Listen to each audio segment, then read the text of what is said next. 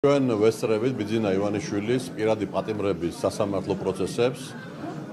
ეს არის პირდაპირ შეიძლება ითქვას ბიძინა ივანიშვილის პირადი ტყვეები, ესენი არიან, რომლებიც ისჯებიან მხოლოდ იმისათვის, რომ ქვეყნის თავისუფლებას, დამოუკიდებლობას და აპროტესტებდნენ იმ ძალადობას, რომელიც ეგრეთ წოდებულმა ხელისუფლებამ თავის, ესე ვთქვათ, ბრძოლის იარაღად აარჩია. არანაირი მოლოდინი არ მაქვს მარცხაჯულების ჩვენ სასამართლო არ აქვს და ამ ეგრეთ წოდებული ხელისუფლების ხელში არც იქნება არასდროს.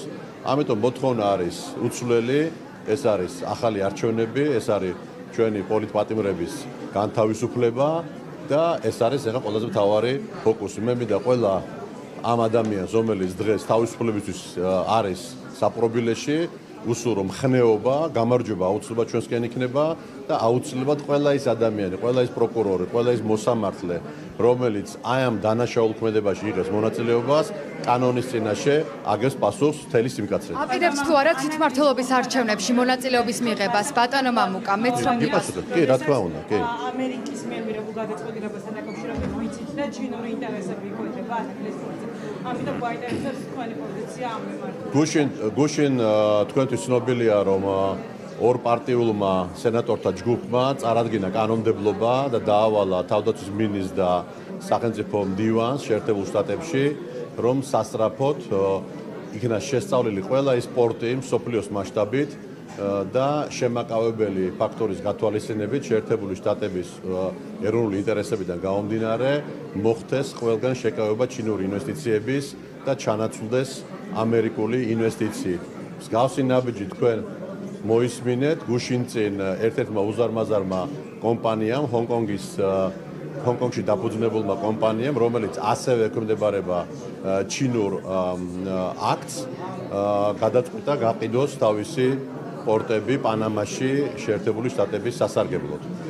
ამ სიტუაციაში ჩვენი ქვეყნის ფუნქცია იძენს საკმაოდ სერიოზულ გეოპოლიტიკურ მდგომარეობას და აუცილებელია, რომ შეერთებული შტატების ინვესტიციების სასწრაფოდ დაბრუნდეს ანაკლიაში, რათა ის წვდომა, რომელიც მათ უნდათ რომ კონდეთ ცენტრალური აზიის ნედლეულის ბაზაზე, მოხდეს მათი გატარება მოხდეს საქართველოს გავლით და ანაკლიის პორტის გავლით. ეს არის სტრატეგიულად მნიშვნელოვანი საკითხი და მე ვფიქრობ, რომ დღეს მთელი კონცენტრაცია უნდა იყოს გადატანილი, რომ ჩვენი ქვეყნის უსაფრთხოება, ჩვენი ქვეყნის მდგომარეობა და ფუნქცია იქნას ხაზგასმული და ამის ერთადერთი კონკრეტული ნაბიჯი არის, როცა ამერიკული ინვესტიციები დაბრუნდება ანაკლიაში. აპირებთ თუ არა ბატონო მამუკა თვითმმართველობის არჩევნებში მონაწილეობა?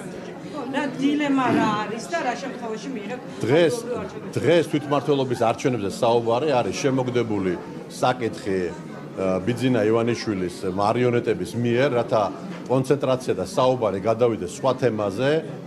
დღეს ამ თემაზე საუბარი არის ღალატი იმ ადამიანების, ვინც დღეს არის ციხეში და ვინც ითხოვს ახალ არჩევნებს. ამიტომ ყველას მოუწოდებ მთელი ფოკუსი ახალი არჩევნებისკენ და მთელი ფოკუსი ჩვენი პატიმრების, ბიძინა ივანიშვილის პირადი პატიმრების დახსნისკენ უნდა იქნას მიმართული.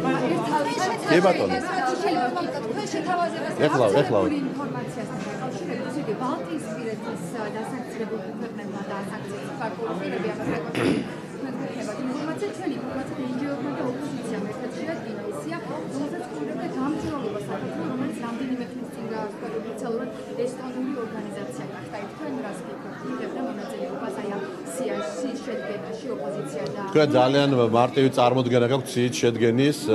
ჩვენ გვყავს სტრატეგიული პარტნიორები, რომელთაც აქვს წარმოდგენილი თავის წარმომადგენლობა საელჩოების სახით, სამსახურების სახით და ყველა ეს სია, რომელიც დგება, არის მათი პრეროგატივა. არანაირი აქ ესე ვთქვათ, დასმენების მექანიზმი, ვინვის დაასანქცირებს და ვინვის სიას წარადგენს არ არსებობს. ეს არის სუვერენული უფლება ნებისმიერი ქვეყნის და მათი გადაწყვეტილება ვინ უნდა დაასანქციროს.